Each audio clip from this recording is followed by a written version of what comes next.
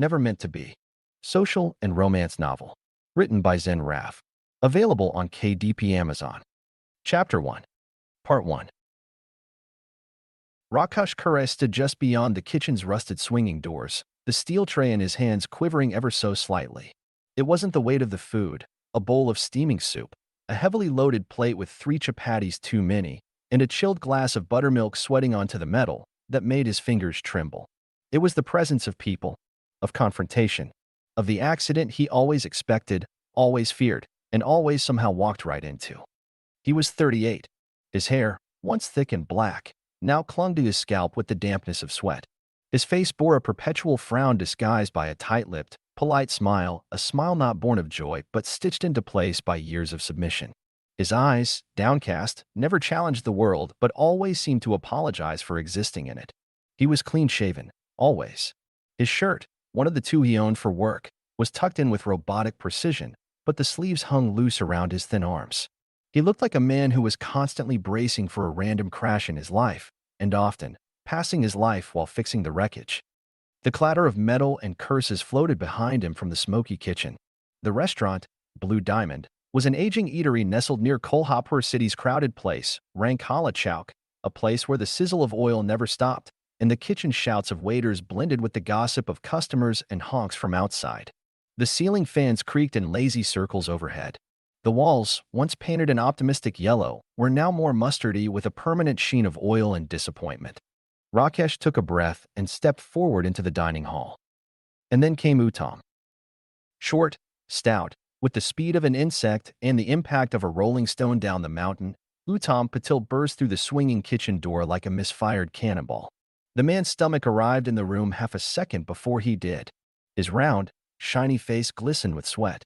His shirt, unbuttoned at the top, revealed thick chest hair matted against his body, and his sleeves were always rolled up as if he were about to punch someone, though luckily he never did.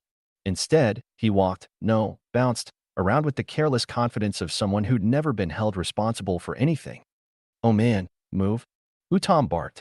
I was not looking at anything in particular, one hand holding a paper napkin he'd just used to wipe his nose. Rakesh's breath caught in his throat. He tried to sidestep Uttam, tray balanced carefully in his hands, but his foot snagged on the frayed corner of the dining hall's brown, cracked, unwelcoming mat, the one no one had fixed in years. His elbow bumped a chair. The tray tipped. The plate slid first, followed by the bowl of soup, flipping and splashing oily lentils midair like a scene from a slow-motion disaster. The buttermilk arced like a comet, landing with an icy splash on the lap of the customer sitting closest, a man in a white shirt who immediately leapt up, shouting, bastard, what the heck are you doing?" Chaos ignited. The man's companion stood two burly men with thick mustaches and shirts stretched tightly over their bellies. "Come here. Is this how you serve food?" one growled, stepping forward. Rakesh stumbled back, tray still in hand, eyes wide and mouth forming half apologies he couldn't finish. His face was already red. His ears burned. He bowed slightly without realizing it, a habit from childhood. "Forgive me. It's that I mistake it." "Mistake? This is a mistake," shouted the man whose clothes were now mustard-colored. "I'll show you a mistake." Just then, Rakesh turned toward the kitchen door, hoping for Uttam to return and help explain. But the door swung back and forth gently, empty. Uttam had vanished. Of course he had. That bastard, Rakesh thought, not in anger, but in quiet, sinking realization. Uttam always left just in time, always arrived late, always nudged people toward trouble like a prank and walked away like nothing happened. He was the kind of man who'd light a firecracker and then hand it to someone else just so that he could watch fireworks. A push came next, not on the body, but a shove to the shoulder, letting his shoulder know the existence of the palm that nudged him. Rakesh nearly lost balance. His smile remained, now twitching slightly, a flicker of despair beneath it. "Call the manager," another customer shouted. "We're not paying for this nonsense." I'll call him," Rakesh mumbled, turning without fully turning, walking sideways like a ghost slipping out of a fight he didn't choose. Behind him, curses filled the air. Laughter, too, from a table of college students in the corner, enjoying the drama with their sugarcane juices. And still, the smell of soup lingered in the air, heavy, spiced, humiliating. Part 2. The voices in the dining hall had turned into a chorus of outrage by the time Preeti Gaurav arrived. She walked fast but poised, clipboard clutched to her chest like a fragile shield. Her figure was petite. Thin arms, delicate shoulders, the faint outline of collarbones beneath her soft pink blouse. But it was her face that held people. Symmetrical, expressive, covered by a frame of silky, jet-black hair that fell just past her shoulders. Her eyebrows were sharp, her lips almost always painted with a confident, youthful shade of red, and her eyes, wide, sparkling, often made her look far more in control than she actually felt. She smiled now, not because she wanted to, but because she had to. That's what receptionists did. Smiles were their armor. "Sir, I am very, very sorry for the inconvenience," she said sweetly, her voice soft and polite, but practiced. "Let us clean this up right away. We will send you fresh food and I—" "No, don't start this sir nonsense," the angry customer interrupted, his voice booming. He pointed to the spill on his clothes, then to the floor where oil still shimmered under the fan's lazy breeze. "Look at this. You think we came here to take a bath in your kitchen?" Preeti tried to speak again, her lips parting with a calming word, but another customer stepped in. "This is not the first time. Your waiters are clowns." The college boys in the corner snickered. Preeti's smile wavered. "Please, we don't want this to escalate. Let me call the owner. Just one moment." She turned quickly, almost stumbling in her low black heels, and walked toward the far side of the restaurant, in the narrow corridor behind the reception desk, where a narrow wooden door stood half open. The sign on it read, "Management" in peeling golden letters. Inside, behind a cluttered desk and under a creaking ceiling fan that barely moved the humid air, sat Mr. Main. He looked like a snarky fox disguised in business casual. Short and heavy-set, his belly spilled over the waistline of his trousers, pushing his tucked shirt into visible discomfort. His round face was strangely sharp, narrow eyes, twitchy lips always halfway into a smirk. He had a mole just under his left eye and hair slicked flat with too much coconut oil, combed over to hide a balding patch. A thick gold bracelet clung to his wrist as he tapped the desk impatiently, reading a delivery invoice. "Mr. Main," Preeti said gently from the door. "We have a situation." He looked up. "What now?" "There was a spill," she said. "A plate. One of the customers is really upset. Actually, more than one. They're shouting." He let out a long, nasal sigh. "And who dropped the food?" She hesitated. Mr. Carre." "Of course," he muttered, pushing himself up from the chair with effort. "That spineless idiot's a magnet for disaster." Preeti followed him back into the dining hall. She didn't speak, didn't offer to defend Rakesh. What could she say? As Mr. Main entered, the commotion dimmed slightly. Authority arrived not in respect, but in power, the power to waive bills or throw people out. His eyes flicked across the angry customers with measured calculation. "Good afternoon, gentlemen," he said, voice slick as melted ghee. "First, let me apologize on behalf of the entire staff. We value your patronage." "Is this how you value us?" the soaked man snapped. "Totally unacceptable," added another. "He poured buttermilk on my foot." Mr. Main raised both hands, stepping in like a man haggling peace at a wedding fight. "I understand, and I promise you, this will not happen again. Your meals will be replaced at no cost. Complimentary sweet dish on the house." That drew a pause. "Which sweet?" asked one of the angry men, eyes narrowing. "Sweet gulab jamun," Mr. Main said smoothly. A few murmurs. The room cooled just slightly. He folded his hands together. "Please, allow us to serve you again. Our apologies." The men grumbled, but the worst had passed. They returned to their chairs, one of them wiping his clothes with a napkin other waiters gave them, shooting Rakesh, who is still standing near the kitchen door, a venomous look. Now, angry Mr. Main didn't look at Rakesh. He turned without a word, walking toward his cabin with the speed of a man late to an oil massage. As he passed Uttam, who had magically reappeared near the water filter with a glass in hand and a plastered innocent expression on his face, Mr. Main muttered on passing by Uttam, "Call Rakesh." Uttam flinched slightly, then looked over at Rakesh with a lopsided grin.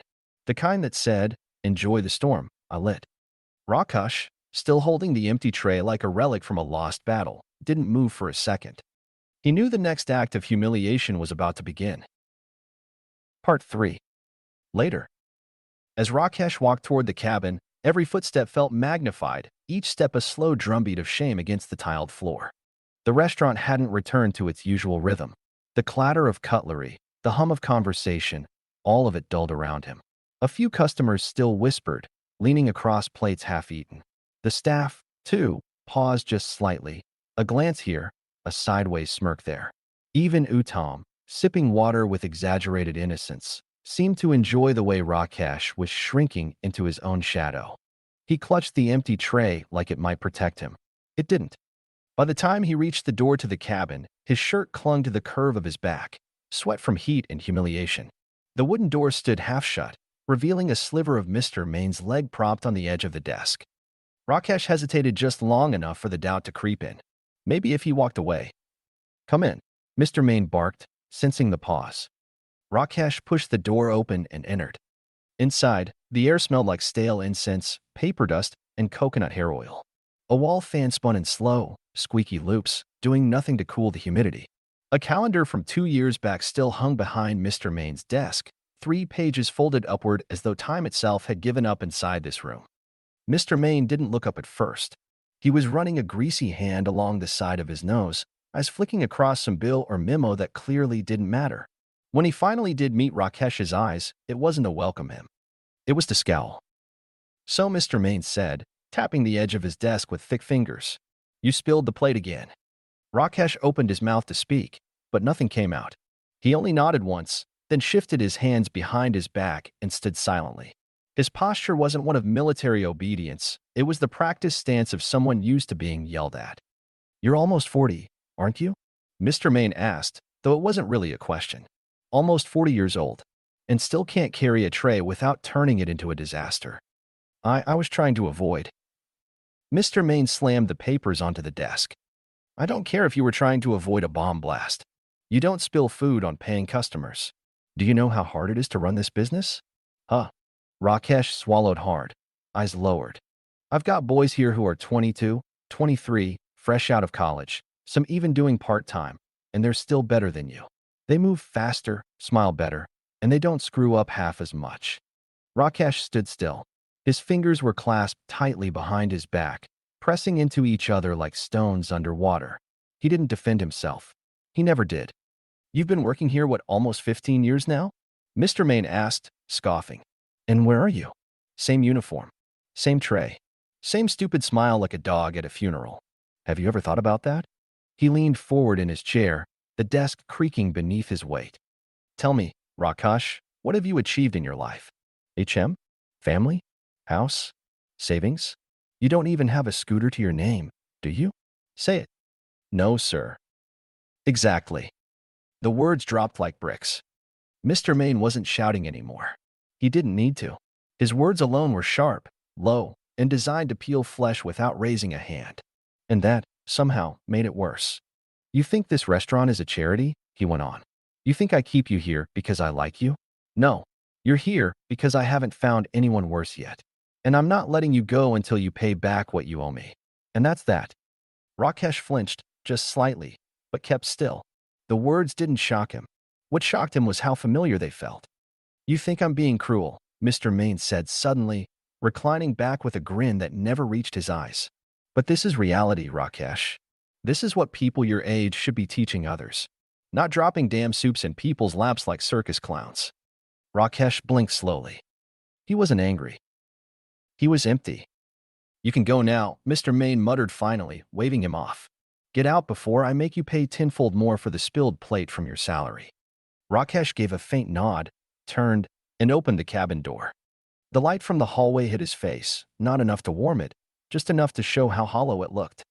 And as he stepped out, the world outside the cabin door carried on, blissfully unaware that another piece of him had quietly crumbled to dust. Part 4.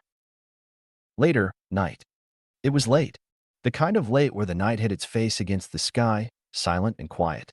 Kolhapur's street lamps cast long, trembling pools of light on the cracked pavement. Moths battered themselves against the yellow bulbs, caught in a frantic loop, much like the thoughts inside Rakesh's head. He sat on the far end of the bench at the bus stop, arms resting limply on his knees, hands dangling between them like forgotten tools. The uniform he wore had dried sweat under the arms and a faint turmeric stain near the hem of his shirt from earlier. His face was blank, not peaceful, just devoid. Gloom had its own right on his existence now. To his right, the roadside with the occasional whoosh of a passing rickshaw. Behind him, crickets chirped like tired reminders that life went on. The air smelled faintly of dust, petrol, and something fried in the distance. Then came the sound of footsteps, soft, deliberate, and a slight shifting of fabric as someone took a seat on the bench. Not too close. A respectful distance. It was Preeti. She didn't say anything at first. She just sat there, eyes fixed ahead. Her thin frame seemed smaller under the oversized cardigan she wore, sleeves bunched up near her elbows.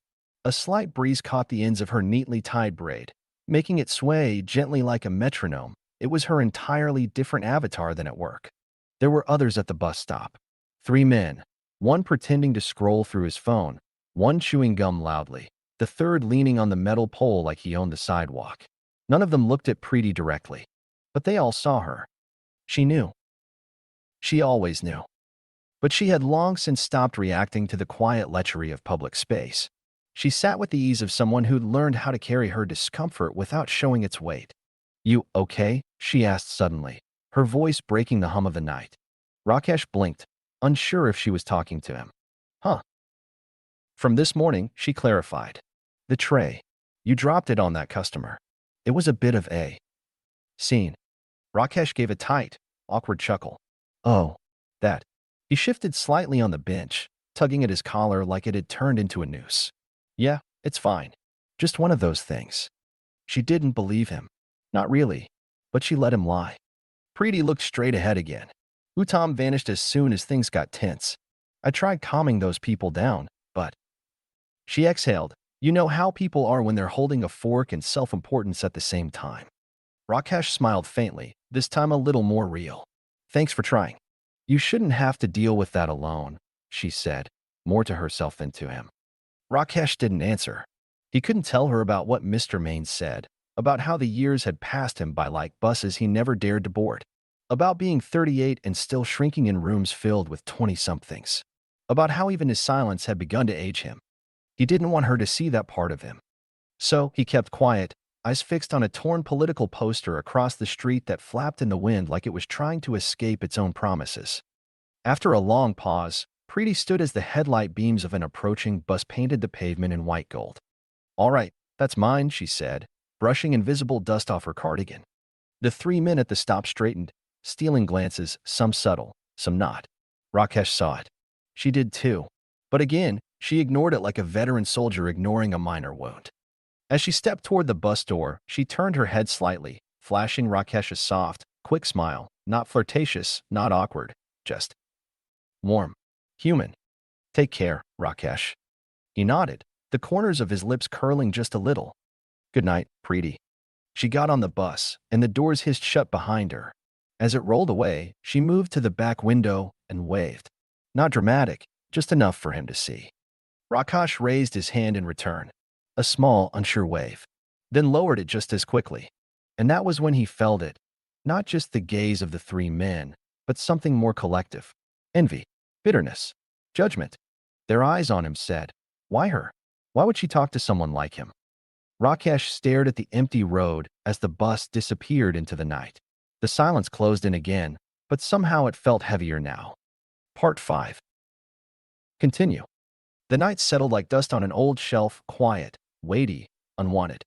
The other men at the bus stop had turned away from the road and toward each other. Their whispers weren't loud, but their tones were shaped by scorn. One of them laughed under his breath, tilting his chin subtly in Rakesh's direction. The kind of laughter that didn't need context to hurt.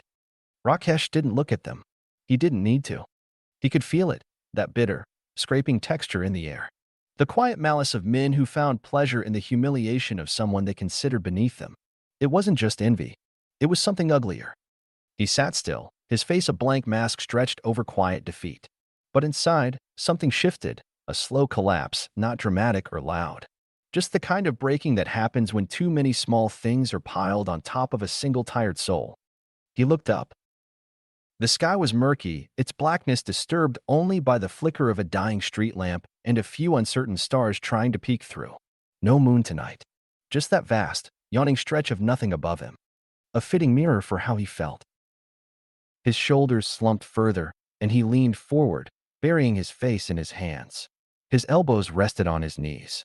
The cheap cotton of his trousers itched against his skin, but he didn't move. Silence might have swallowed the street, but inside his head, his boss's voice echoed like a curse. You're 40, Rakesh. People your age are managing hotels, starting their own businesses. Some of them are even retiring from jobs they were better at than you'll ever be. You're still dropping trays, still waiting for someone to tell you how to walk. Rakesh's fingers pressed harder against his scalp. His nails dug into the thinning strands of hair at the crown of his head. He hadn't told anyone, not a single word, not even Preeti, who had sat beside him just moments ago with kindness in her voice. He couldn't. How could he tell her that his boss had called him pointless? That Mr. Main had leaned back in his leather chair, his chubby fingers folded smugly across his belly, eyes gleaming with derision as he said, "You were probably average even when you were young. Now you're just leftover." That word, leftover, rang louder than the rest. He thought about how Mr. Main hadn't even looked at him after the incident, how the man had walked right past him, saving his gaze for people who still held potential. Mr. Main had told Uttam to call him in as if he were a file to be processed, not a human being who felt things. Rakesh stayed there, head in hands, the night washing over him like cold water. He hated himself for not speaking up, for not throwing the tray down in protest, for not telling Mr. Main to go to hell. But he hadn't. Because he couldn't. Because that voice, the one in his boss's office, wasn't the only one he carried. There were older voices buried deeper. From his village, from his father, from all the men who'd told him he wasn't built for more. And maybe they were right. Maybe he really wasn't. A bus rumbled past without stopping. The warm air from its exhaust briefly brushed his legs before disappearing into the dark. The sound was gone as quickly as it had come, leaving a hollow in its place. He sat up slowly, his palms dragging down his face as he exhaled through his nose. His eyes were tired, dry, as if crying was a luxury he couldn't afford tonight. Another group of men passed on the sidewalk, speaking in a loud whisper. One of them nudged his friend, whispered something, and smirked. Rakesh didn't ask what it was about. He already knew. He was the kind of man people laughed at without needing a reason. The kind they pitted and mocked in the same breath. And the worst part? He didn't even blame them anymore. He just sat there, under the pale light of a flickering lamp, wondering how long a man could carry the weight of his own uselessness before his knees gave out completely. Part 6. Continue. Suddenly, without a word or reason, Rakesh shot up from the bench like a spring uncoiling, like something inside had snapped loose. He didn't say anything to the others at the bus stop, nor defended himself, pretending not to be an idiot, but it was all pointless. Not that anyone would have cared, not that anyone ever did. His feet moved before his thoughts could catch up, carrying him down the poorly lit street, past the shuttered shops and the fruit vendor closing up his cart. The night wind brushed his face like a disinterested hand, offering no comfort, no warmth. There was a burning discomfort in his chest, not sharp, but dull and deep, like a rock banging behind his ribs. His throat felt tight, the way it does just before you cry, but the tears, they wouldn't come. They clung to his eyelids like cementing sand grains, uncertain if they were allowed to let this man be happy. He hated this feeling, this quiet, unspectacular ache.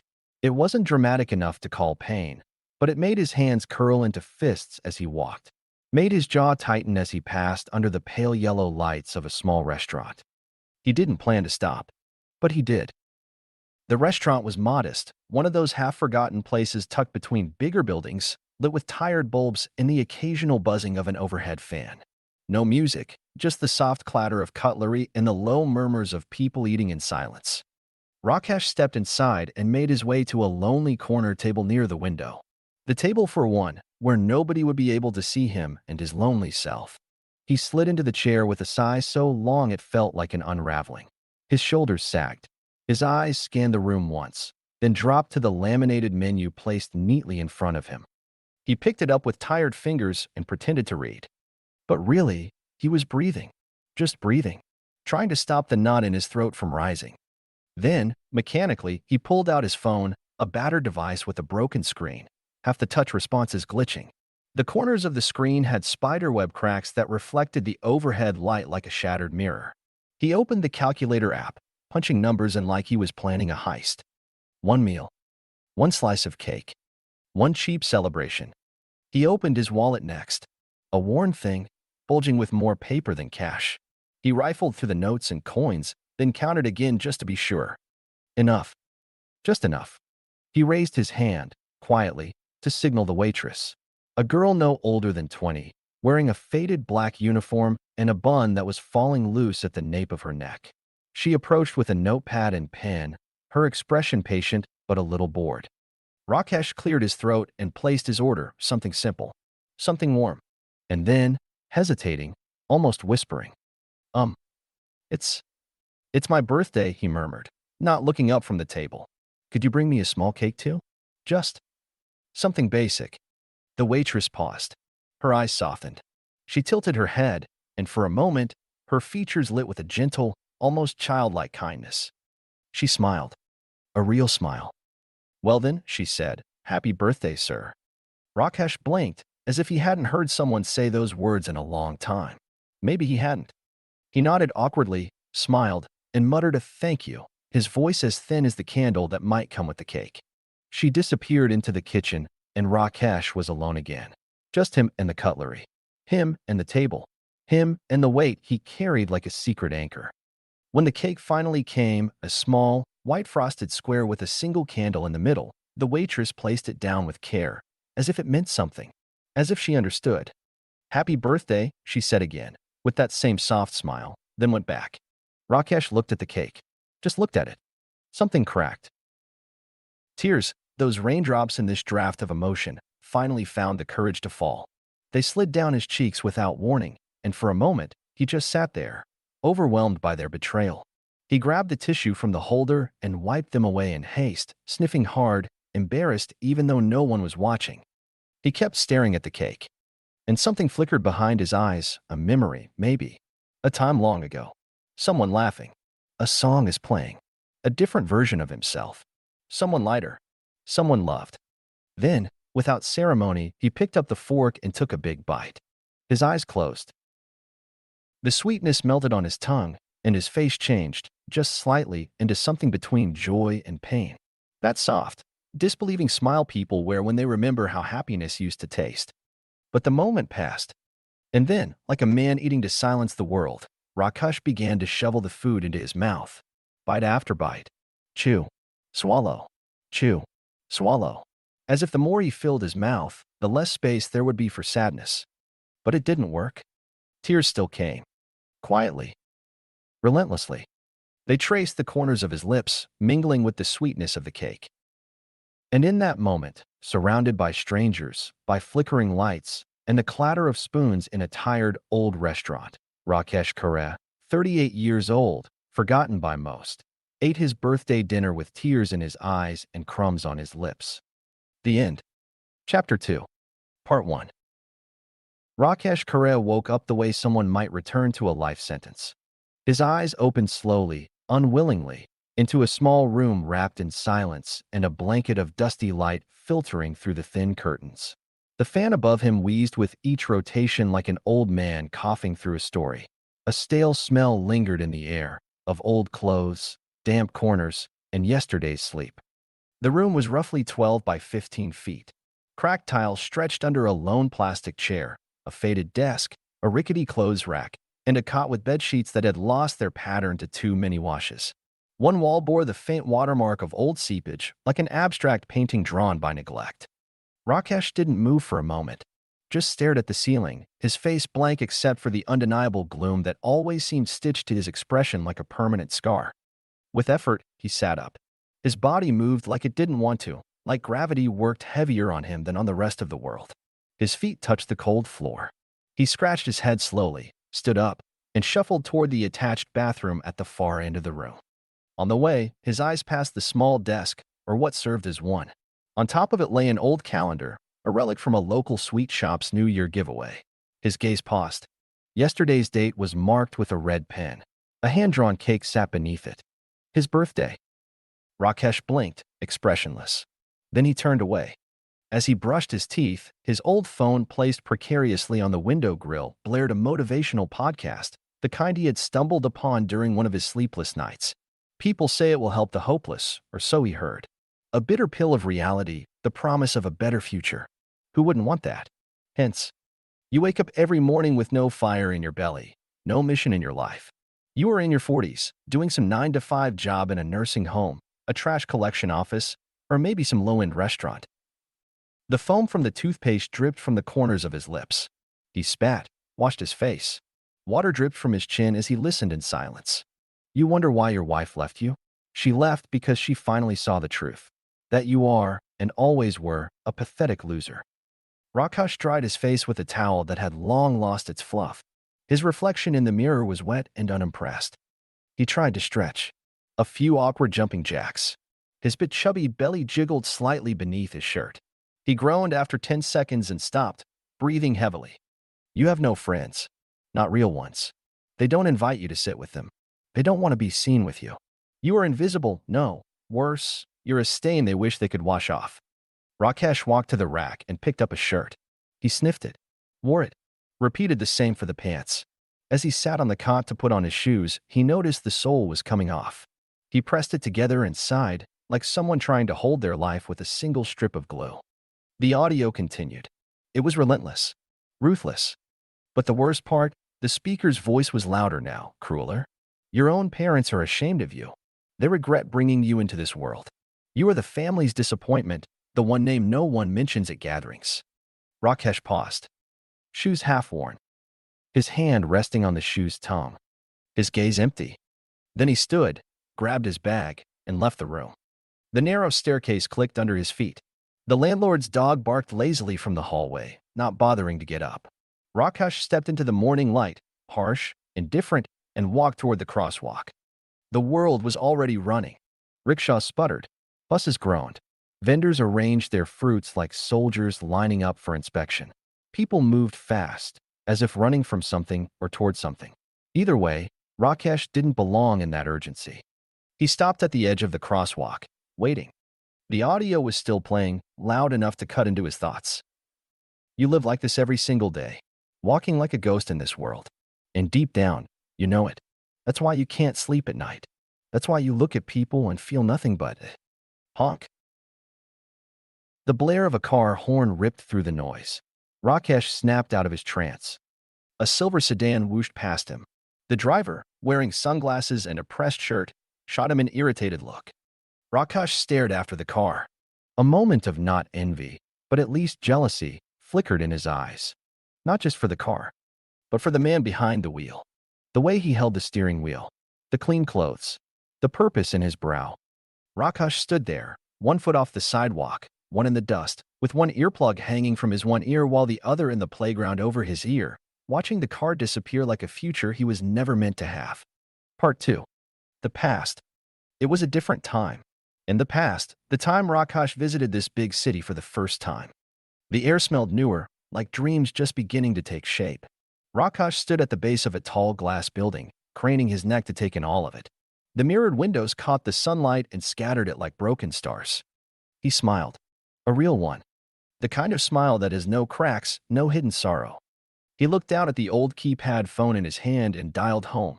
After 2 rings, his mother answered, her voice a bomb from hundreds of miles away in their village. Rakesh?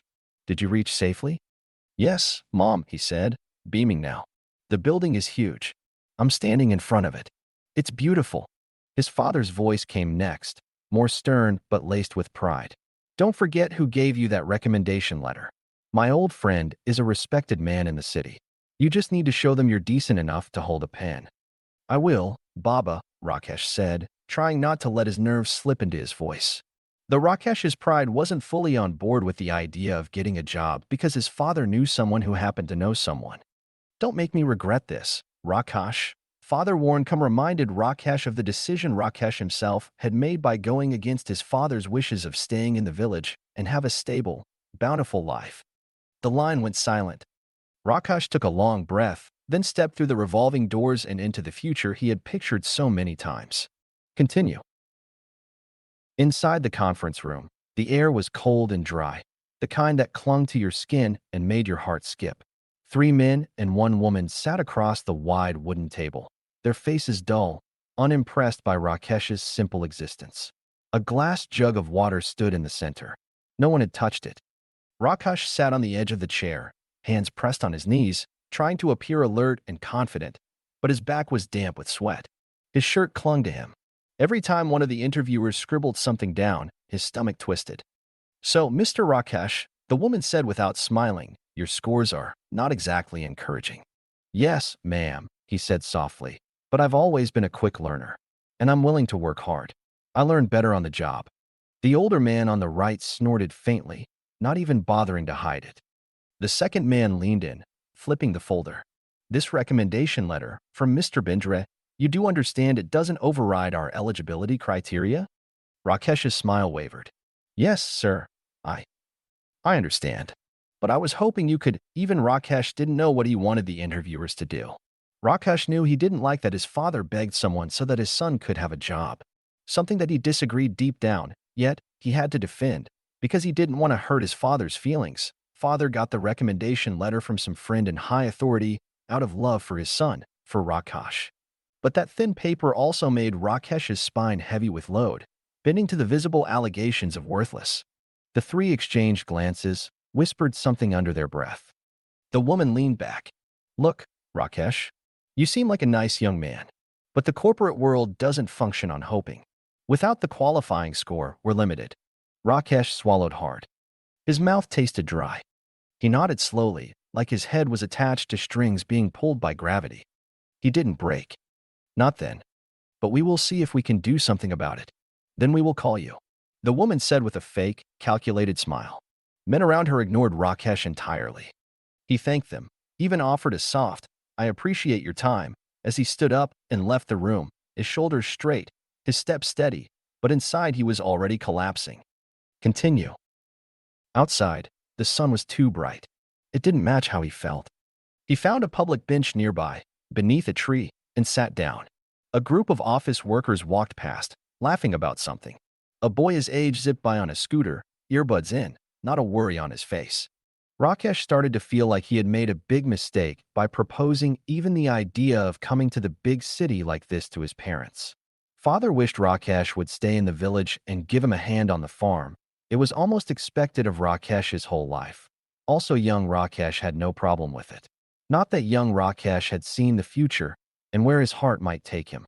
Slowly with age, Rakesh started losing interest in farming. Rakesh sat still on the bench, thinking. Rakesh's father bought new farm equipment as an excuse for Rakesh. Up until now, father managed somehow with broken ones. He had, however, a solid reason for providing for Rakesh. With good life, good education, and good opportunities. Father's comfort at work on the farm was secondary. He, while sitting, stared at the pavement, at nothing. His heart was heavy with a mix of shame, embarrassment, and something worse, disappointment. The kind that sticks to your ribs and doesn't let go. His phone rang. Mom calling. Rakesh stared at the screen for a few seconds before answering. He quickly wiped his face and forced his lips to move into a curve. "Hello, Mom." "Oh, Rakesh, did it go well? Your Baba was just telling the neighbors how proud he is." Mom whispered a chuckle at what she said, her joy obvious. He blinked. "Proud?" "Yes, because of the letter. He says you must have made a great impression." From the background, he heard his father's voice, booming with confidence. "Give me the phone." "Rakesh," his father said, "so? When do you start?" Rakesh swallowed. His throat burned by unspoken words. "Soon, Baba," they said. "They'll let me know the start date in a few days." "See," his father told someone in the background. "Didn't I tell you? My son's going places." Rakesh managed a laugh. It felt like a betrayal of his parents. But he laughed. "I'll make you proud, Baba. Don't worry." "Good. Just keep your head down and work hard." His mother came back on the line. "I'll prepare sweets when you visit next. My boy, working in a big city." "Okay, Mom." "Don't skip meals." "I won't." After he hung up, Rakesh kept staring at the tiny screen of the phone. The screen turned black and reflected his own face. Young, but already carrying a crack too deep for his age. He placed the phone on his lap and looked ahead, unblinking. There was no wind, but something cold moved through him. The reality that was twisting him, breaking him, forcing him to lie to his parents. That was it for him. There was no going back. Part 3. The present. Rakesh stood still, his eyes locked on something that didn't exist. A stain on the wall. A flicker of light. Nothing. Everything. The tray in his hand sat cold and idle, and the voices around him sounded like they were behind a thick glass wall. Muffled. Distant. Rakesh, someone whispered, followed by a cold, callous pat on his shoulder. He blinked. Rakesh came back to his reality, in his present. It was Uttam. He gave Rakesh a look that wasn't mocking or cruel, just annoyed. Table 4. You mixed up the plates, man. Snap out of it. Rakesh's eyes widened as he looked down at the plates on the tray. The smell hit him, then chili, vinegar, egg. One plate of Szechuan fried rice. One egg rice. He turned slowly, like his joints were rusted. At table 5, a woman was pushing the plate away in disgust, her face stiff with rage. We told you we're vegetarians. You served us egg rice? Madam, Rakesh started, but his voice was too soft. Her husband stood up. This is not just carelessness. This is offensive. We have strict dietary rules. I'm sorry, sir. He stuttered, trying to take the plate back. But the damage was done. Mr. Main arrived in a flash, the tail of his shirt slightly untucked, sweat collecting near his temple. The practiced smile was already forming as he stepped in front of Rakesh, blocking him from the customers. I apologize deeply, sir. Madam, this is absolutely unacceptable. We take full responsibility, and your meal is on the house. Please, allow us to fix this immediately. But this is basic decency, the woman snapped. Of course, Mr. Main said, his voice dipped in honey. It won't happen again. The couple sat down again, still grumbling. Main turned to Uttam. Fix the order. Get it out in 5 minutes. Then his eyes fell on Rakesh. It was like watching a mask fall away. Gone was the sweet, apologetic face he had shown to the customers. What was left behind was cold and hard. Inside. Now, he growled through clenched teeth. Rakesh followed, head bowed, arms hanging lifelessly. They didn't make it all the way to the cabin. Here, Mr. Main barked, stopping near the service counter, just enough distance from the customers, but close enough that the entire kitchen staff, servers, and even the cleaning boy could hear every word. You're trying to run this place into the ground, aren't you? Destroying it once wasn't enough. Rakesh didn't respond. His eyes were fixed on the floor tiles. Do you even know what you're doing anymore? Main leaned closer. Are you even present when you're here? It was a mistake, Rakesh whispered, throat dry. You know what's a mistake? Main hissed. Hiring you. Keeping you. Letting you pretend this place is a goddamn charity for failures like you. Can't even fire you. My hand is stuck under the rock. Every word struck like a slap. Rakesh didn't look up. Couldn't. His cheeks burned. He could feel eyes all over him, kitchen staff peeking from behind shelves, the servers whispering among themselves, even Uttam trying to look busy while stealing glances. Next time you serve egg to a vegetarian, don't bother coming back. I'll pack your bag for you. With a final shove of his glare, Mr. Main stormed back into the kitchen. Silence lingered like a bad smell. Rakesh stood there, surrounded but completely alone. He turned slowly and walked back toward the serving station. No one said anything, but the air was thick with disappointment. Not just from the staff, but from something deeper inside himself. Something old and hollow. He wanted to crawl into the cold storage and lock the door. Or better yet, disappear. His hands trembled as he picked up another tray. Not because he was afraid of losing the job, but because this feeling, was something he had known far too long. The feeling of being the burden in the room. The unwanted presence. The one mistake that never stopped happening. And the worst part? He had no idea how to stop being that person. Part 4. Continue. Rakesh sat on the back door stairs of the restaurant, elbows resting on his knees, hands dangling. The lunch break had begun 15 minutes ago, but he hadn't taken a bite of the sandwiches he'd made that morning. 2 triangles of dry bread wrapped in foil, now slightly soggy with the weight of time and heat. He stared into the alley, where nothing moved except the occasional fly orbiting a puddle of yesterday's rain. His stomach groaned, but not from hunger. It was the heaviness that sat in the chest, too solid to let it pass, too thin to press it to stay. Then came a voice. Soft as cotton, barely a breeze. Rakesh. He turned slightly, as if rising from a trance. Preeti stood there, one hand behind her back like she wasn't sure if she should have come. Can I sit? Rakesh nodded. She settled next to him, leaving a respectful gap between them. The air felt warmer, like her presence had pushed back the glow. She looked at his untouched sandwich foil. You, okay? She asked gently. Such a simple question. So innocent. And yet it cracked something deep inside him. His eyes welled up. He turned his face away quickly, pretending to look at something across the alley, blinking rapidly. The last thing he wanted was for anyone to see him like this, especially her. A grown man, crushed and empty. But the tears came anyway, quiet and salty, tracing the ridges of his cheek. Preeti noticed, yet didn't say anything. She didn't press or shift uncomfortably. She just sat there, breathing softly, letting the moment be. When the tears dried up, Rakesh finally turned back to her. But the person sitting there wasn't Preeti anymore. It was someone else. Someone from another life. The past. In the past, Rakesh went to the place his mother had written on a piece of paper and gave it to him before he left the village. Your father loves you so much, but is too shy to admit, Rakesh's mother said, and sinking her neck like a turtle, chuckled, as if she turned into a child and kept a secret from her own husband. It was amusing for her. It was the address of an old friend of Rakesh's father, Mr. Inamdar, an older man than Rakesh's father. Stubborn as much or perhaps even more. Always start talking with a growling tone. He was the definition of good but not so nice. I don't know what to do anymore. What am I supposed to tell them? Where am I supposed to go? Don't know. Rakesh was sitting in front of Mr. Inamdar, defeated. Mother told Rakesh to go rent a place from Mr. Inamdar after getting a job. A job that never came out of hypothetical conversations. Rakesh decided to do what his mother told him to. Rakesh don't remember Mr. Inamdar, but Mr. Inamdar remembered Rakesh pissing on him as just a few months old beautiful baby. After falling apart in front of Mr. Inamdar, who was the only support Rakesh could have at that time. Shut up, Mr. Inamdar growled. Rakesh was too stunned. What are you, woman, to cry like that? Rakesh couldn't say anything in answer. As he kept staring with damp eyes, that ended up irritating Mr. Inamdar, then he clicked his tongue and made a sound of annoyance.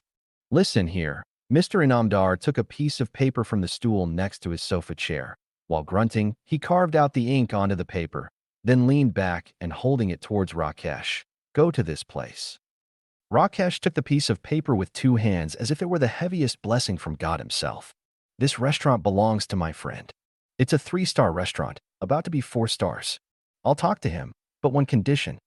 Rakesh was too stunned again to speak at the generosity.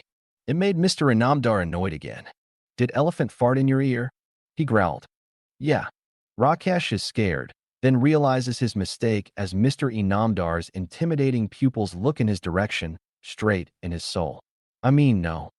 Stumble made Rakesh realize what question he answered.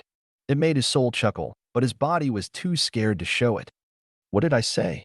Mr. Inamdar asked in the same tone as so many teachers had asked Rakesh since his childhood, right before flattening the punishment stick on his tender palms.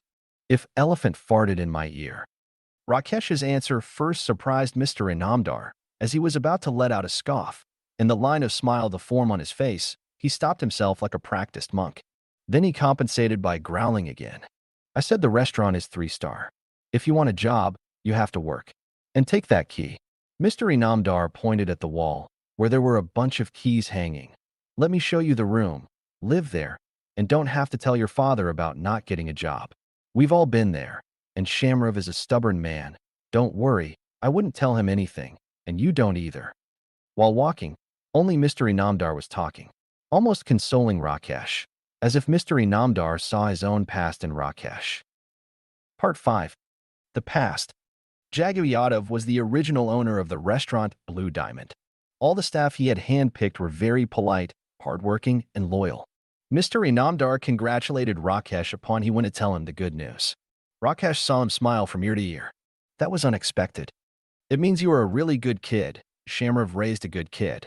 Mr. Inamdar gave an explanation to Rakesh that didn't explain anything, but later on, he learned that, among Mr. Yadav's friends, he was famous for having good judgment when it came to choosing the right people. Now, Rakesh was one of those good choices, too. Rakesh felt nice. After starting a new job at the restaurant, Rakesh really started to feel like his life was turning in the right direction. Rakesh started being happier. Still, kept lying to his parents though. How was he supposed to say the truth anyway? On the days off, he would then get those thoughts again. Thoughts of failing to get the job, not having enough courage to say the truth to parents, working at a new place while being happy, despite all the lies Rakesh had riddled his life with at this point.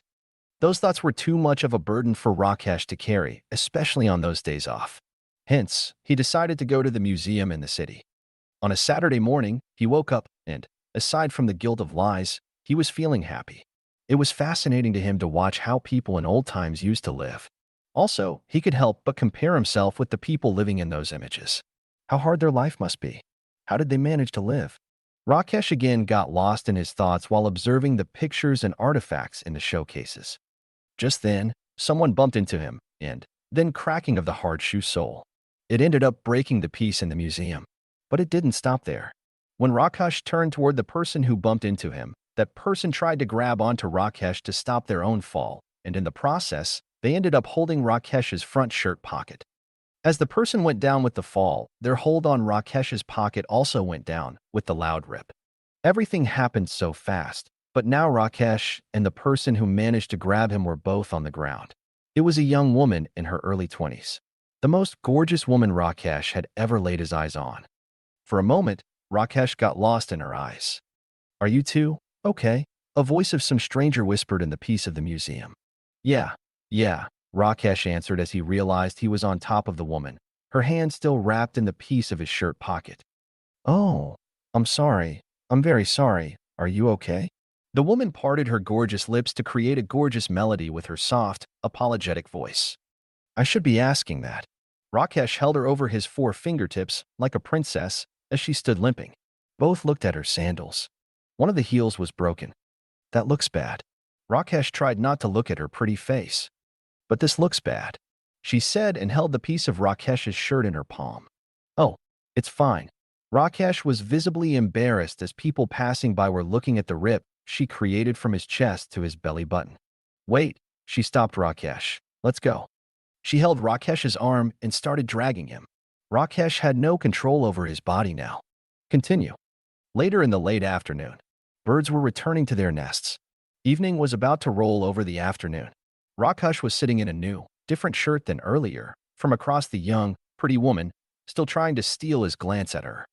Passing people were turning their heads to take a second look at her beauty. Some are glaring at Rakesh when they notice his fly-like existence near her. It was making Rakesh feel even worse, more uncomfortable. So, the young woman was looking at Rakesh daringly the whole time. So what? Rakesh was embarrassed.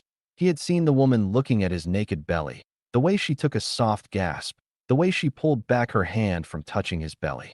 She masked herself well, but Rakesh knew it wasn't well enough. The shirt. For a fraction, she shifted the gaze, but back into Rakesh's soul again. "Do you like it?" "No.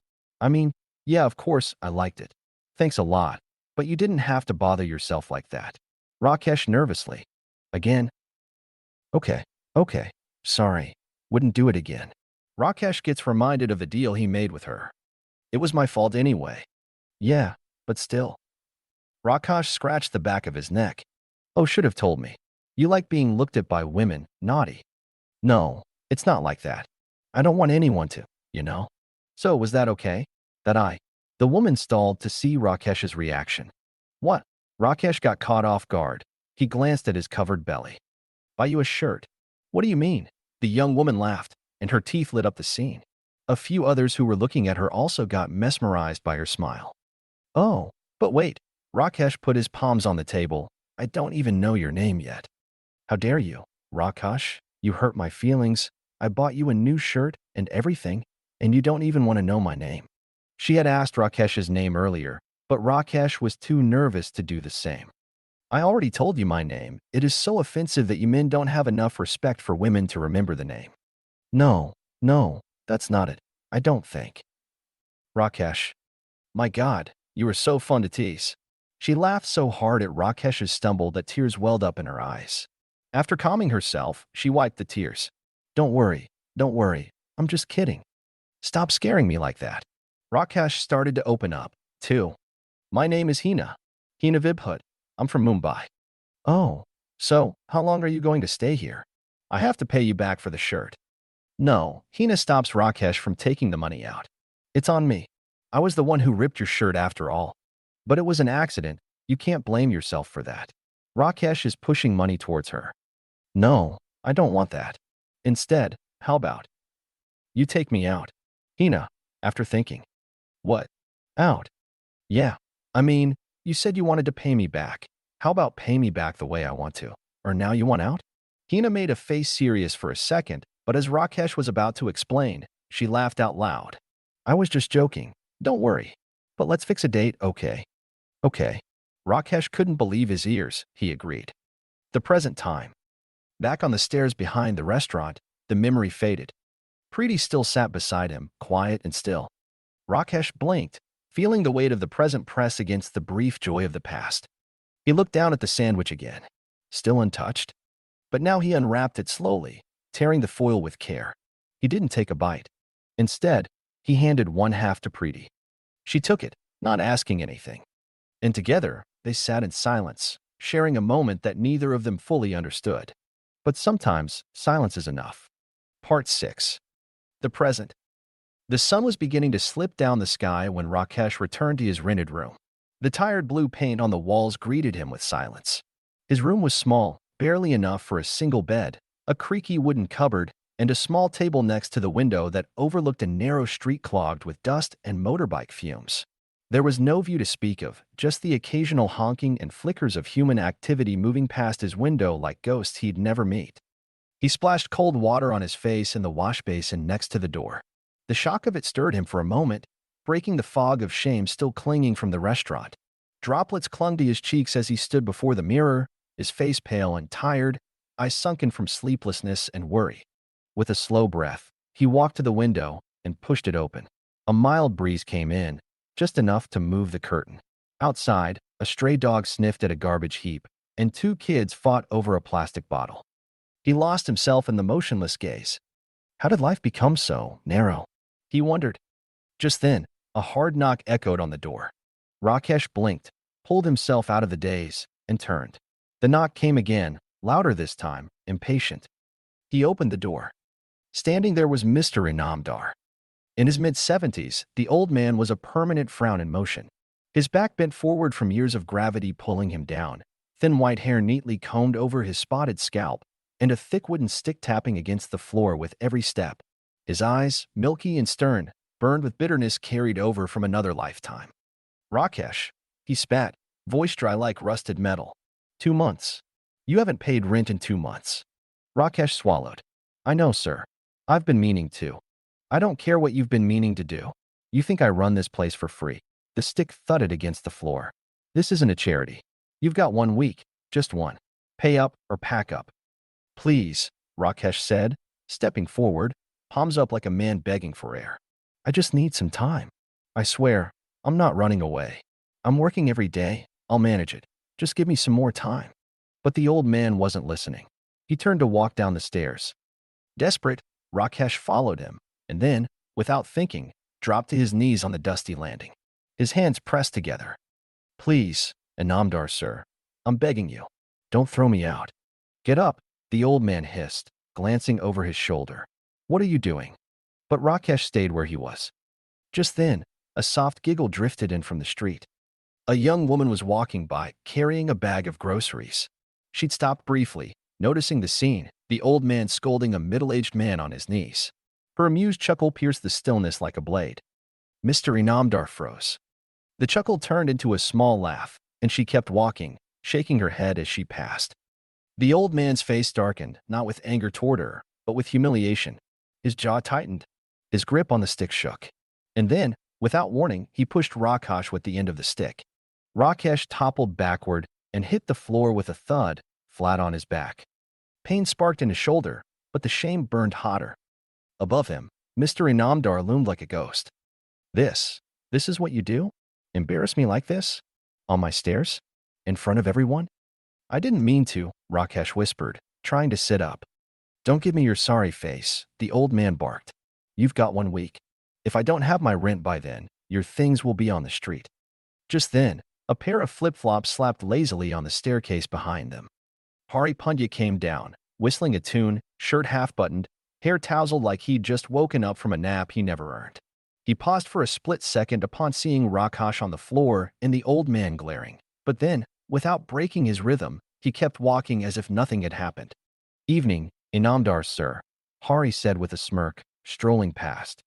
The old man didn't reply. Hari didn't wait for it either. Jolted out as if the old man were a wild animal. He simply turned and began to walk away, muttering curses under his breath. Lazy fools, beggars. This whole place is turning into a joke. Rakesh remained on the floor, knees scraped, pride bruised. He didn't cry this time. He just lay there for a moment longer, staring up at the flickering bulb hanging above the stairwell, blinking like it wasn't sure it wanted to stay alive. And neither was he. Part 7. Continue. Soon Hari came back, chin up, shirt flapping open like it was allergic to buttons. He looked left, then right, slowed his pace as he neared the building, and then, just before stepping through the gate, craned his neck like a peacock, trying to see if Mr. Inamdar was still lurking nearby. Hari's head tilted upward. Their eyes met. With a simple nod, Hari asked the question without saying a word. "Is the coast clear?" Rakesh got up, nodded once. That was enough. Hari's face immediately brightened into a mischievous grin. His steps became light again as he hopped through the gate, almost humming. Moments later, a knock echoed on Rakesh's door, though it didn't need to, it was already ajar. Hari pushed it open and walked in as if the room belonged to him. Without a care, he flopped himself down onto Rakesh's narrow bed, arms spread wide, legs swinging off the edge. "So," Hari began with a drawn-out breath. "So what?" Rakesh replied flatly, not even looking at him. "Aren't you going to tell me what happened?" Hari asked, lifting one brow. Rakesh sighed. "The old man wants the rent."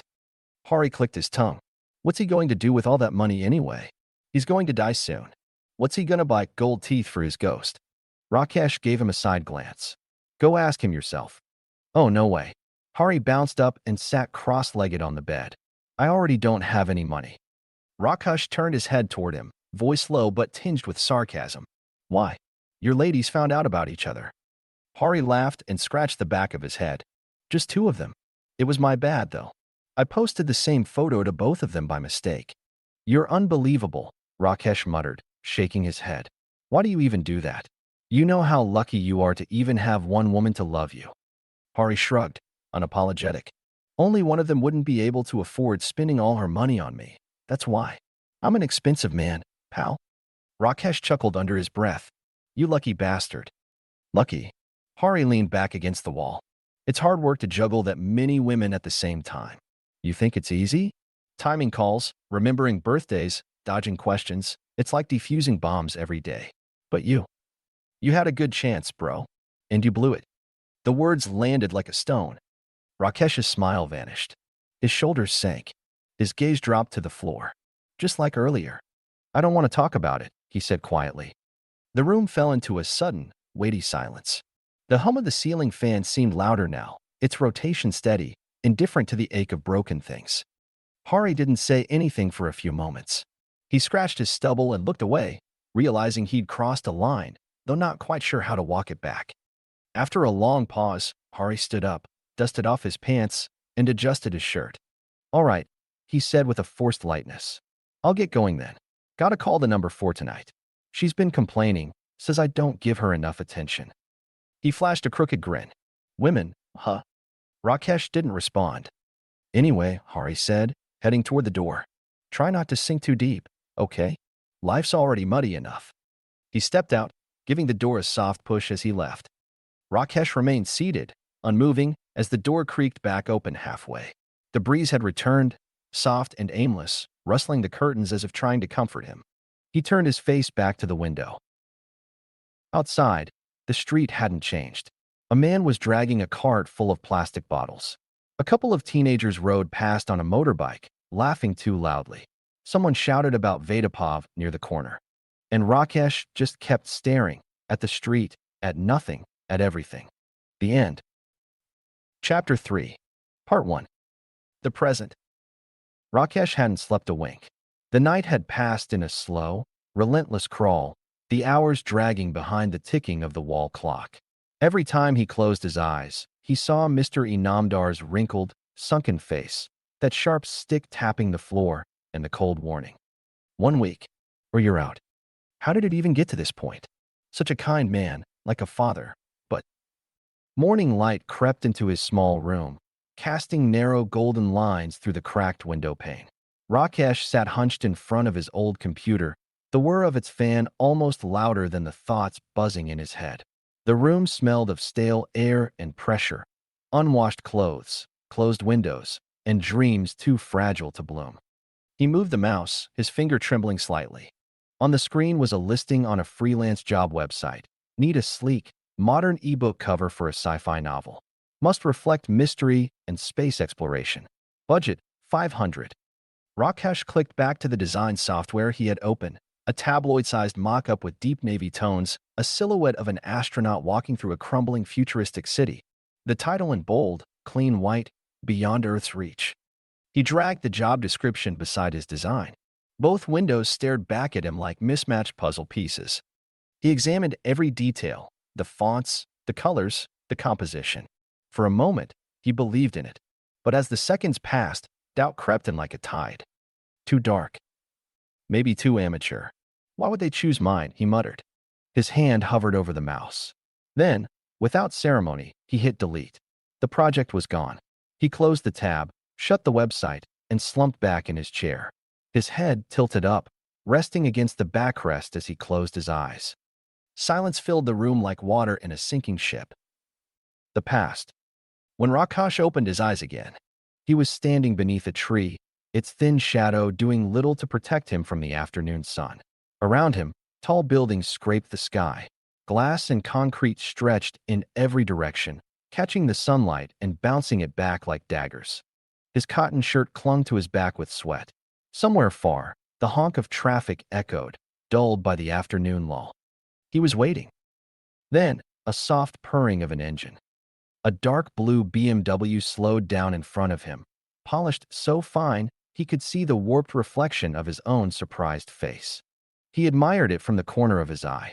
The clean wheels, the leather seats inside, the way the paint shimmered like liquid steel. But he quickly looked away, pretending he wasn't impressed. It felt rude, somehow. The car didn't drive away. A gentle click. The window rolled down. And there she was, Ahina. Her hair fell like silk over one shoulder, her smile lighting up her face like she carried her own sun. Her eyes sparkled behind her round sunglasses, and she was already laughing. You were trying so hard not to look at my car, she teased, lips curled into a mischievous grin. I've never seen anyone avoid looking at a BMW that dramatically. Rakesh blinked, caught off guard. Hina. Who else? She grinned. Come on, get in. The sun's cooking my dashboard. Rakesh hesitated, then bent slightly at the window, resting his hand on the edge of the door. Is this yours? Hina smirked and leaned toward the steering wheel. No, my father bought it for me, she said, with the kind of smile that made it impossible to tell if she was joking or bragging. The ambiguity hit him. He chuckled nervously, unsure of what to say. Right, of course. He opened the door carefully, as if touching sacred glass, and slid inside. The seat swallowed him in comfort. The dashboard looked like it belonged in a spaceship. For a long moment, he forgot where he was. Hina caught him staring. You okay there? She teased. I'm fine. Just a bit intimidated. Oh, come on. It's just a car, she said, then added with a wink. But yes, it is a really good one. They laughed. She pulled away from the curb and joined the flow of traffic. Rakesh sat quietly at first, his knees almost nervously pressed together. Hina tapped her fingers on the steering wheel, music playing faintly in the background, something jazzy and upbeat. So, you remembered, she said suddenly. What? That you were going to take me to the movies. Last time at the coffee shop, remember? Rakesh nodded. Yeah, I don't forget promises.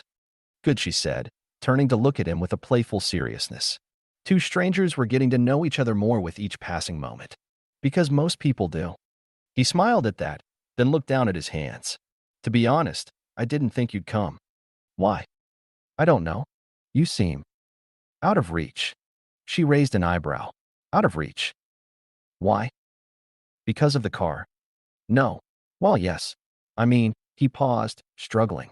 You're just you. And I'm just me. Hina glanced at him, amused. That's a weird thing to say. I know. Rakesh, she said gently, her voice shifting. Do you really think I'd have shown up here, alone, with you if I thought you were just anyone? He looked at her, finally meeting her eyes. There was something in her gaze that made him feel lighter, but also more exposed. The tension melted into a soft, quiet smile between them. She turned the steering wheel with one hand, fluidly, confidently. All right then, Mr. Humble, let's see if your movie taste is as decent as your awkward charm. Rakesh laughed for the first time that day.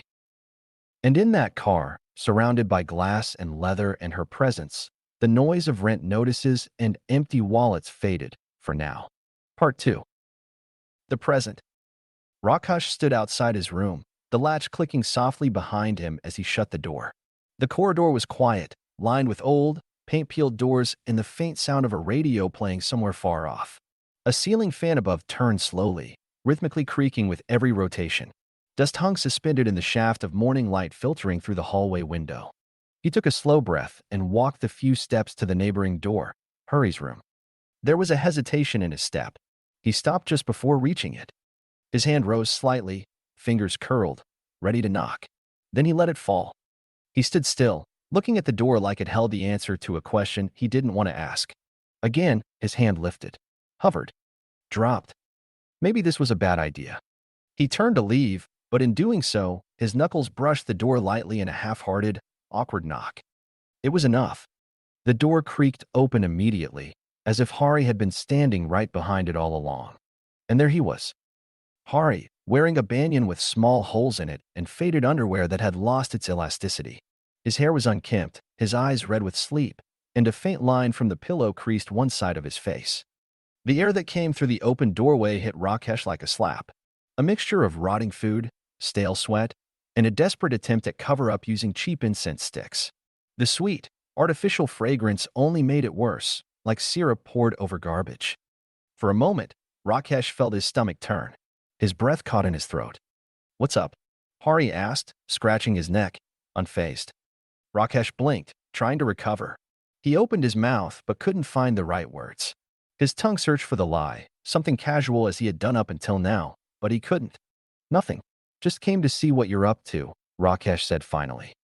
Hari shrugged. Come in then. He stepped aside, holding the door open. As Hari moved, the wave of smell intensified, charging at Rakesh's face like a hostile force. He nearly gagged. Still, he stepped inside. He had come this far. The room was barely lit, with only one flickering yellow bulb in the corner. On the floor lay a steel plate with dried curry hardened around its edges, a few dirty clothes forming small hills over the tiles. A stick of incense burned near the window, its smoke curling in the air like a ghost trying to escape. Rakesh stood awkwardly near the door, arms crossed. He had come here to ask Hari for money, even a small amount. Anything to give to Mr. Inamdar so the man wouldn't kick him out. But now, standing in this cave of chaos and decaying leftovers, the thought felt impossible. Hari didn't look like someone who had money to spare. He didn't even look like someone who knew where his wallet was. And something about asking Hari, playful, womanizing, unpredictable Hari, for help felt defeating. So, Hari said, sitting on his bed, which creaked in protest. You done with your cover art thing? Rakesh nodded slowly. Yeah. Must be nice. Doing work that doesn't make your back hurt. Rakesh didn't answer. His eyes landed on a half-eaten samosa on the table, flies buzzing lazily around it. His stomach turned again. I just needed a break, he said quickly, pivoting. Felt a bit stuck. You know? Thought I'd come see a human face. Hari grinned, leaning back on his elbows. Lucky for you, I'm very human. Though I haven't bathed in 2 days, so maybe only technically. Rakesh gave a weak laugh. The silence that followed was thick with unspoken things. Rakesh didn't ask, and Hari didn't offer. Eventually, Rakesh took a step back toward the door.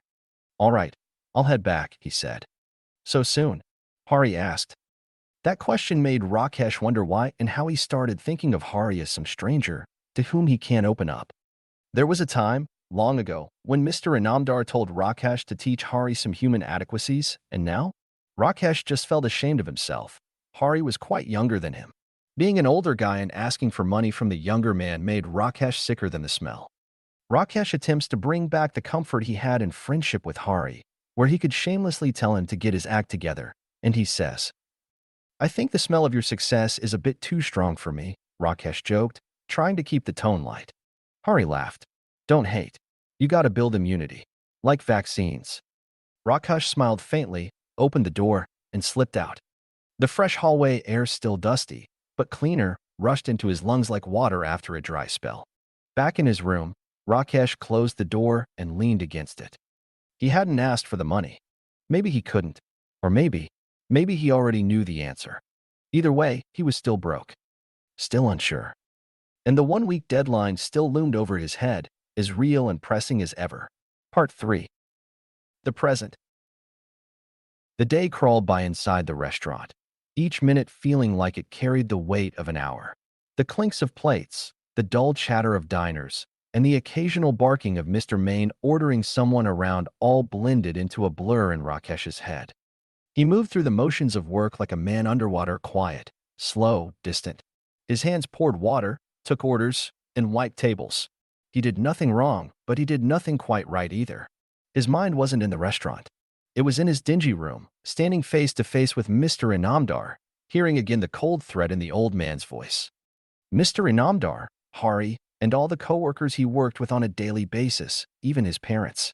His relationships had fallen apart with all and everyone he knew. He was the one responsible for it all. Pay by the end of this week or pack your things. Rakesh didn't want to go home. He feared seeing that silhouette of Mr. Inamdar sitting on the front chair, cane in one hand, eyes that missed nothing. He wasn't ready for that today. He was still wiping the same corner of a table when he heard someone call him. "Aren't you going home today, or what?" He looked up. Preeti. She stood near the staff door, already out of her uniform, her simple salwar fluttering lightly in the breeze from the fan above. Her smile wasn't wide, just a gentle curve of the lips, but for a moment, it was enough to lift the fog from Rakesh's heart. Her smile made the world seem a little less heavy. He blinked and straightened. "Yeah," he said, voice clearer than before. "I'm done." They had done this before, walking together to the bus stop. Not always, but sometimes or most times. And today, with the weight in his chest, he welcomed her quiet company more than he realized. Rakesh disappeared for a few minutes to change.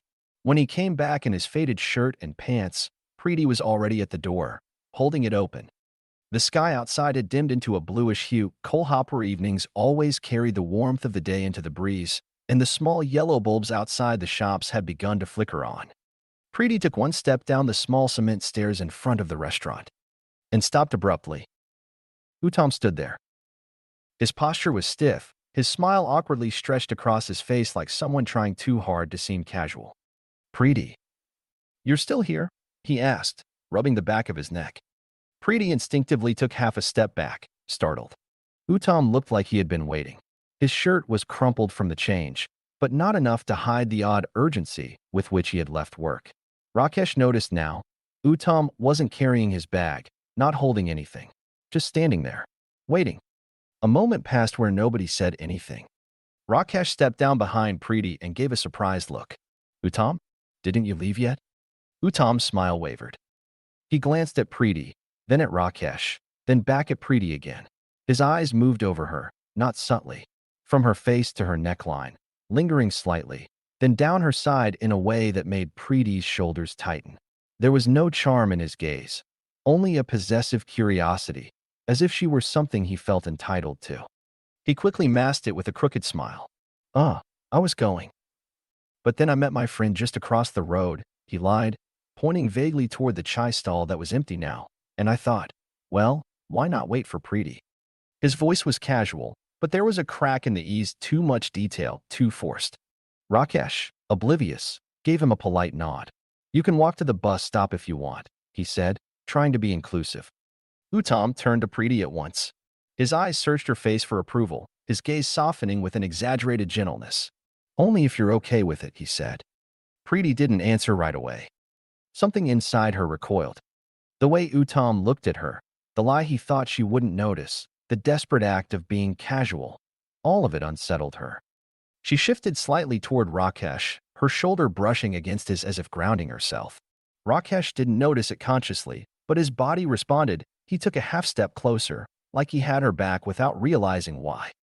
Preeti's eyes flicked toward the bike parked under the tree nearby. "You must be late," she said to Uttam, gently. "And we're taking the bus. You have your bike, right?" Uttam's eyes followed hers. The bike stood there still. Trapped by his own lie, he had no way out. "Ah, right? Yeah," he said with a tight smile. "Forgot about that." He stood there for a second too long, pretending to fix his sleeves, then gave a small wave. "Okay then. See you tomorrow." "Good night," Preeti said quietly. Rakesh nodded. "Take care." Uttam turned, walked toward his bike. The minute he turned away, his posture drooped. The act fell apart. He mounted the bike slowly and started the engine, casting one last glance over his shoulder. Preeti didn't look at him again. She and Rakesh began walking. For the rest of the way, she stayed a little closer to him than usual. And though Rakesh didn't know why, he found himself walking taller, matching her steps without a word. Part 4. The present, later. The night air had cooled down now, but the asphalt still held on to the warmth of the day. The streetlights flickered above, painting long shadows on the road as Rakesh and Preeti began their slow walk to the bus stop, a quiet ritual they had repeated many times before. As always, Rakesh walked beside her, just slightly ahead on the side closest to the road, while Preeti walked with her book raised in front of her face, her eyes occasionally flicking across the lines. The way she walked while reading without bumping into anything had always impressed Rakesh. He didn't disturb her. He never did. He simply walked in silence, eyes ahead, mind heavy, body light. Preeti noticed again, just as she had so many times before, how Rakesh always placed himself on the edge of the road, as if shielding her from invisible traffic. One of the reasons why she felt safe just focusing on her books. She had never asked him about it, only watched. But tonight, she felt the need to speak. She peeked over the top of her book and looked at his calm profile. The faint streetlight shimmered in his eyes, casting soft lines across his cheek. "Do you do that on purpose?" she asked, her voice light, teasing. Rakesh turned his head slightly, brow furrowed. "Do what?" She smiled to herself and lowered the book. "Walking on the side of the road like that. I'm not a child, you know." Rakesh looked down at the pavement, then at her. He didn't smile. He just answered honestly in his soft voice that never tried to impress anyone. "Well, you're with me. If anything bad were to happen, I'd rather it happens to me first." They took a few more steps, but then Preeti stopped in her tracks. Rakesh kept walking for a few seconds before realizing she wasn't beside him anymore. He turned back. She stood under a flickering streetlight, her face full of disbelief. "But why would you throw your life away for me like that?" she asked, her voice not angry, but confused, trembling with a strange mix of gratitude and fear. Rakesh chuckled softly and rubbed the back of his neck as she caught up to him. "Don't worry," he said, glancing at her with a light smile. "Nothing's going to happen. To me or to you. I just told you how I feel, that's all." Preeti didn't say anything. She didn't know what to say. The silence between them wasn't heavy. It just was gentle and uncertain, like the space between two breaths. As they neared the small cement platform of the bus stop, she finally spoke. Her voice was quieter now. "Do you miss her?" Preeti couldn't help but ask Rakesh about someone lucky who had a hold on Rakesh's heart. Hina. Rakesh doesn't speak about her at all, and Preeti's heart doesn't let her be at peace. The only thing she heard about Rakesh and Hina, his ex-wife, was that Rakesh was dumb enough to ruin the long, long time of marriage. Rakesh slowed down, a faint frown forming. He blinked. "Who do you mean?" he asked, trying to keep his tone light, almost playful. But Preeti didn't play along. They reached the bench, and Rakesh took a seat. The breeze brushed past them, carrying with it the scent of burning leaves and faraway street food. She stood beside the bench and looked down at him. "You know who I'm talking about." He didn't answer. His eyes stayed fixed on the road in front of him, on nothing in particular. His smile returned, but it wasn't joyful. It was soft, sad, and worn out, like something he had folded up and kept in his pocket for years. He opened his mouth to say something, but then the sound of a bus engine approached. The bus pulled in front of the stop, brakes squealing. Its headlights cut through the night. Rakesh stood and looked at her with a brighter smile now, as if he decided to sidestep the question entirely. "There you go," he said, pointing at the bus. "Your ride's here." See you tomorrow then. Preeti didn't move right away. Her eyes were still locked on his face. I'll see you tomorrow, she said, but the words came out slowly. A couple of passengers stepped off the bus, forcing her to move. She gave one last glance toward Rakesh and climbed in. From the window at the back, she looked out. Rakesh was still there. He sat back on the bench, leaned forward, and buried his head into his palms, elbows resting on his knees. He didn't move. His body curled into itself, as if trying to protect his thoughts from escaping into the night. Preeti watched, her breath caught in her throat. The bus pulled away from the stop. She kept looking, her fingers resting against the glass, until he disappeared behind the buildings and trees and distance. Back on the bench, Rakesh didn't raise his head. His eyes were shut tight, his palms pressed against his face, trying to hold everything in, the ache, the guilt, the past, and the memory of a voice that used to laugh beside him under the same flickering streetlight. Part 5. The past. Rakesh sat at the same bus stop, same position, elbows on knees, face buried in his palms. But today, he wasn't alone. The cement bench was filled. People stood around him, some chatting, some lost in their own thoughts, others casting the occasional curious glance at the quiet man with drooped shoulders. No one said anything to him, but his presence, so still, so folded into itself, felt like an unspoken pause in the evening's progress tonight. Then came a car horn. A soft, elegant beep that turned everyone's head. Rakesh looked up. And there she was, Hina, behind the wheel of a sleek silver car. Her long hair framed her face like poetry, and her eyes sparkled with effortless charm. She lowered the window and waved at him with a warm smile. Hey, she called out. Come here. Everyone around Rakesh turned to stare. Conversations paused, a few mouths even hung open. It wasn't every day that a woman like Hina stopped her car to talk to someone like Rakesh. Rakesh blinked, confused, then stood. Every eye followed him as he approached her car. He felt the weight of their curiosity pressing into his back. Some faces twisted with jealousy, others with wonder. Hina looked around from her seat. Is the restaurant you work at somewhere here? She asked, scanning the shops and closed shutters. Rakesh scratched the back of his head. Yeah, that one there. It's closed now. A bit early today. He didn't like this kind of attention. He shifted his weight awkwardly, his ears hot with embarrassment. Have you eaten? She asked. Rakesh nodded. Yeah, today I did. Usually I don't. But today I was hungry, so. Hina let out a dramatic sigh, leaning against the steering wheel. How disappointing, she said, lips curving into a playful pout. I was so hungry, and I thought you'd treat me at your restaurant. She bit her lower lip with just enough mischief to watch his reaction. Rakesh's face dropped. His smile vanished. He straightened up as if someone had given him an order. He looked around, the sky had darkened, but a few shops still had their lights on. Maybe somewhere food is served nearby. He leaned in closer to the window, brows furrowed. Okay, so the restaurant I work at is closed, but we can go to another place. There are some places open still. Hina's smile softened into something sincere. Get in. Rakesh didn't hesitate. He walked around the car and sat beside her, closing the door with care.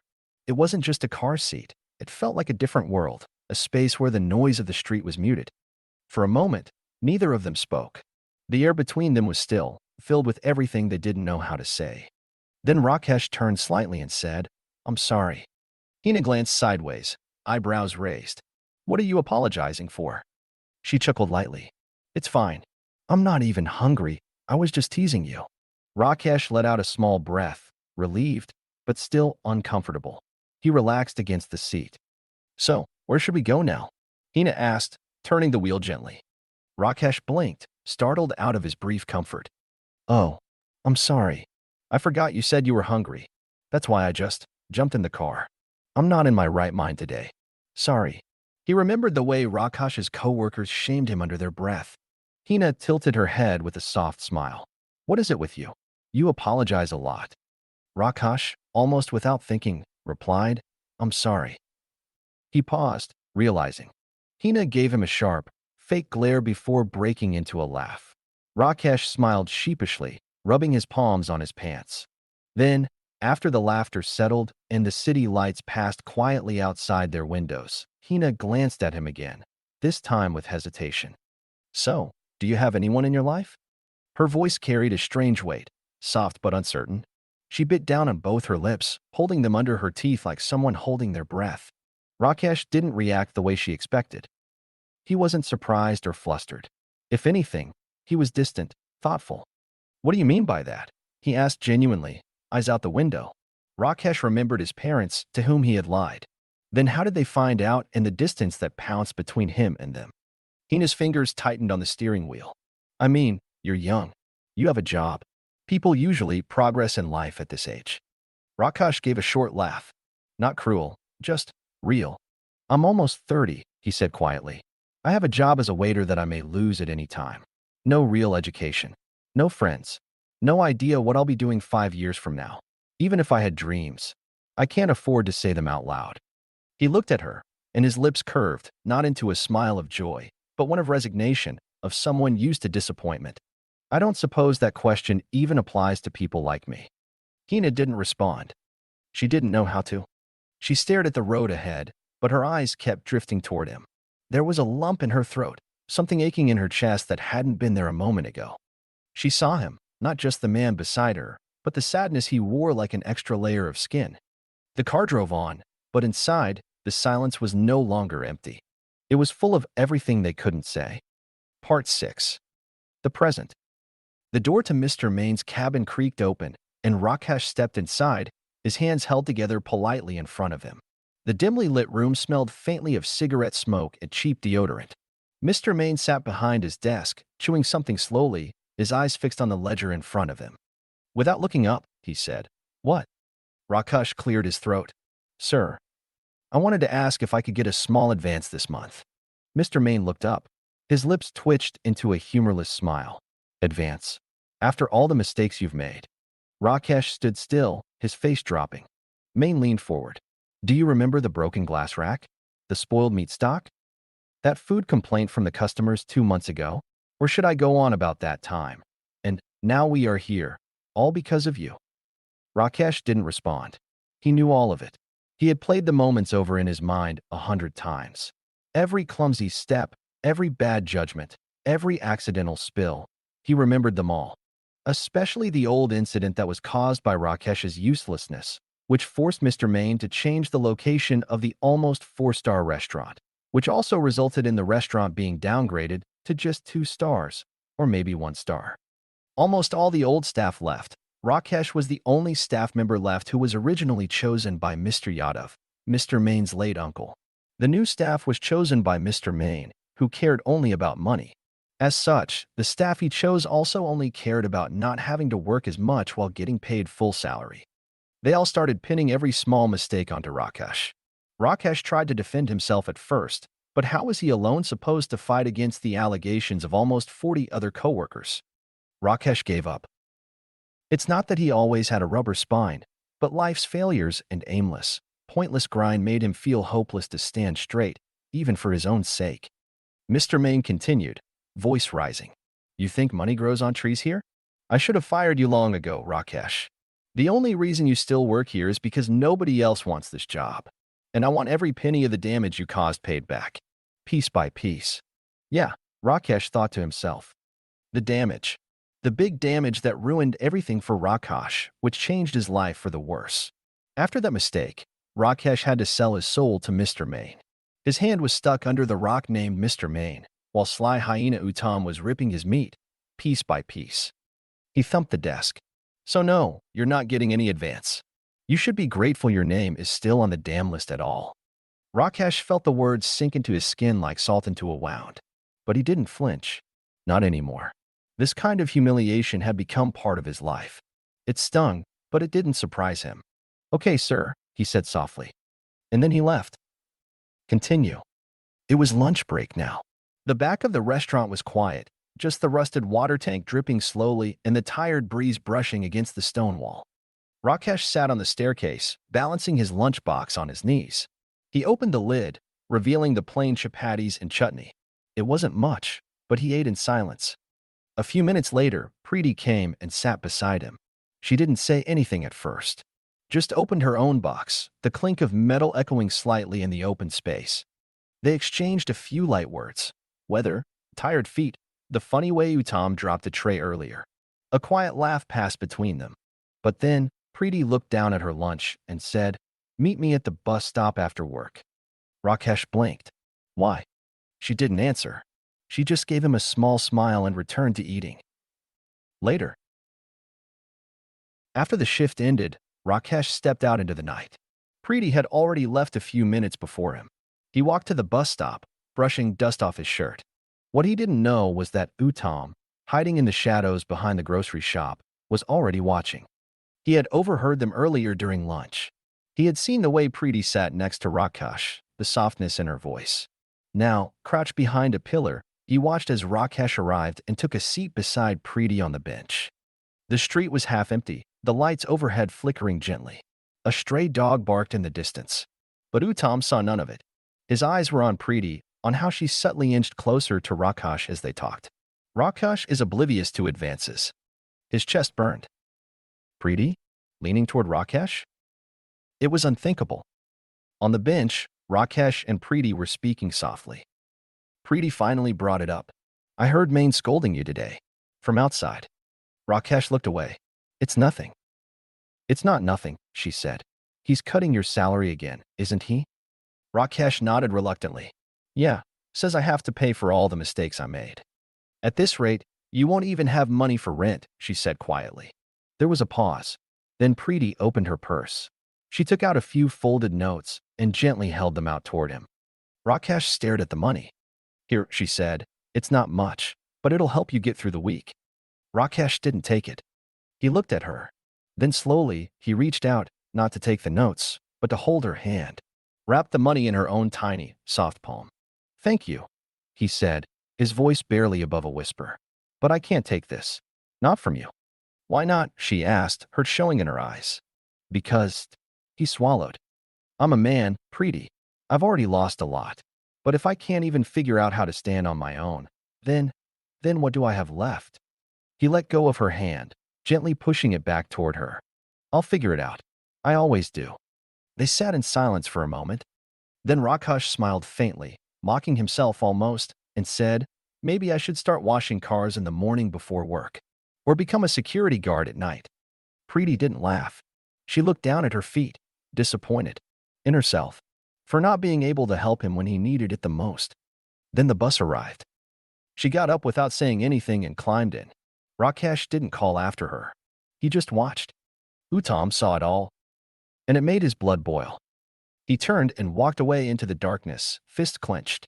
Back on the bench, Rakesh sat alone, watching the taillights of the bus fade into the night.